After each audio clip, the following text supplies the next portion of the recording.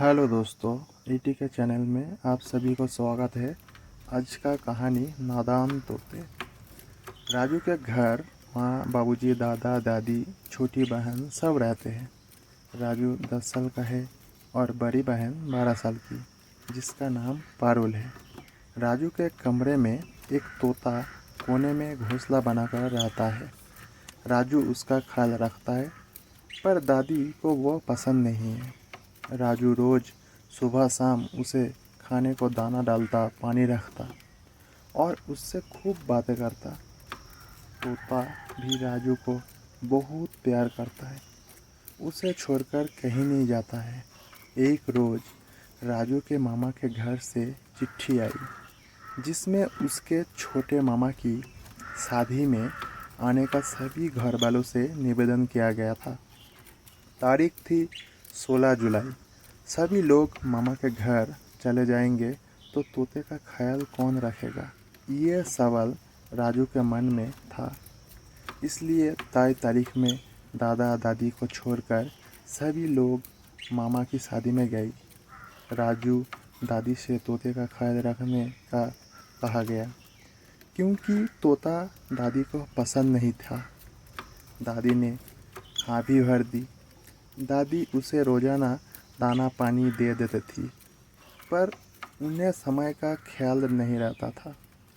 एक रोज़ दादी तोते का दाना देना भूल गई। तोता बहुत भूखा हो गया।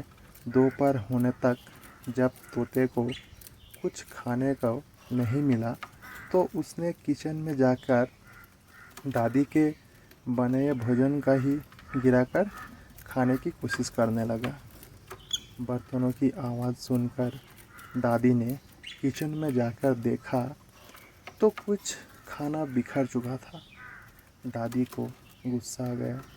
उन्होंने उसे भगा दिया और फिर पूरे दिन उसे कुछ भी खाने को नहीं दिया। तोता भूखा प्यासा था, पर वह अब भी अपने नियत स्थान पर ही बैठा रहा, घर छोड़कर नहीं गया। उसी शाम दादी की तबीयत खराब हो गई। दादाजी ने उन्हें पास के स्वास्थ्य केंद्र में भर्ती कराया। दादी बेहोश बेड पर पड़ी थी। डॉक्टर उनका इलाज कर रहे थे।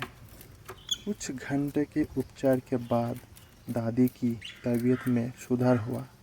दादी रात भर उसी अवस्था में सोई रही। दादाजी भी पास पड़ी बेंच पर लेट गई तो दादाजी की भी आंख लग गई।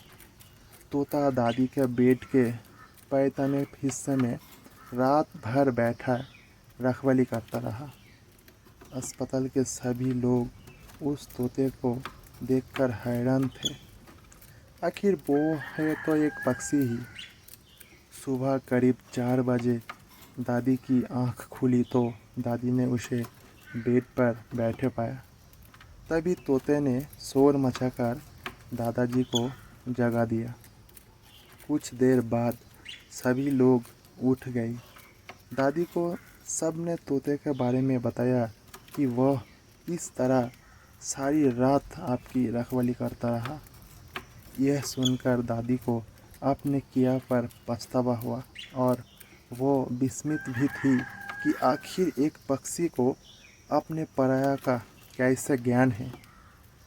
उन्होंने तोते से मन ही मन माफ़ी मांगी और उन्होंने ऐसा कभी भी दोबारा ना करने की ठानी। दादी ठीक होकर घर आ गई। अगले दिन सभी को दादी की खबर मिल चुकी थी। सभी लोग घर जल्दी ही वापस आ गए। सभी लोगों को जब तोते की कहानी के बारे में पता चला तो सब तोते की तारीफ़ करने लगे और साथ ही राजू की भी। तब से दादी तोते का पूरा ख्याल रखने लगी और राजू भी ये देखकर बहुत प्रसन्न हुआ। थैंक यू दोस्तों, वीडियो को देखने के लिए और कहानी को सुनने के लिए।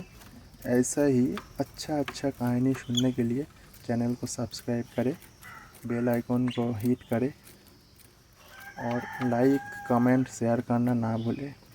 Thank you. Thank you.